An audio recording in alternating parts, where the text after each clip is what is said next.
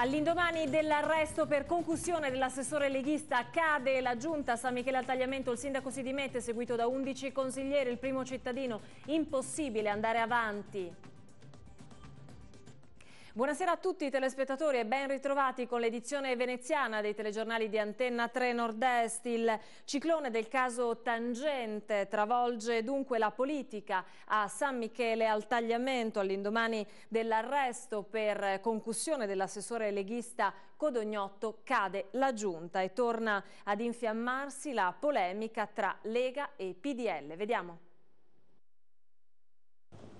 Oggi non sussistono più i presupposti, le caratteristiche e direi i numeri aritmetici. Pertanto, come atto di sensibilità politica, mi sono dimesso. Un applauso che suona come una condanna a quello dei cittadini. Troppo grave quanto è accaduto. L'assessore Davido Codognotto, arrestato per concussione, travolge il comune e la gente di San Michele al Tagliamento. Finisce qui l'esperienza amministrativa di Giorgio Vizzone e della sua giunta. Nervosamente l'ormai ex sindaco gioca con le mani. Un suo uomo ha tradito la fiducia di tutti.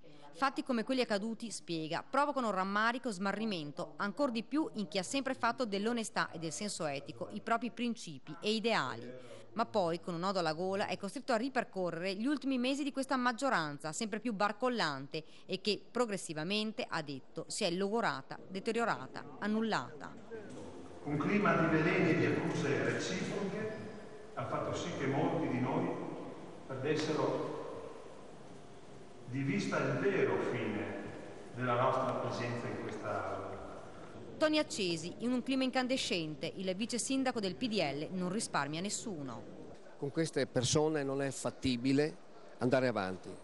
Io colpevolizzo, io vengo dalla Democrazia Cristiana, sia ben preciso, sono entrato in Forza Italia, ma con questa Forza Italia sono felice di andarmene via. Un fuoco incrociato di polemiche su polemiche. L'ultima grave vicenda, quella di Codognotto, è solo la mannaia che è scesa su una testa già mozzata. Cade la giunta di San Michele, ora si attende il commissario prefettizio. Cala il sipario su questa amministrazione nel peggiore dei modi, ma rimane aperta ancora la pagina investigativa e giudiziaria.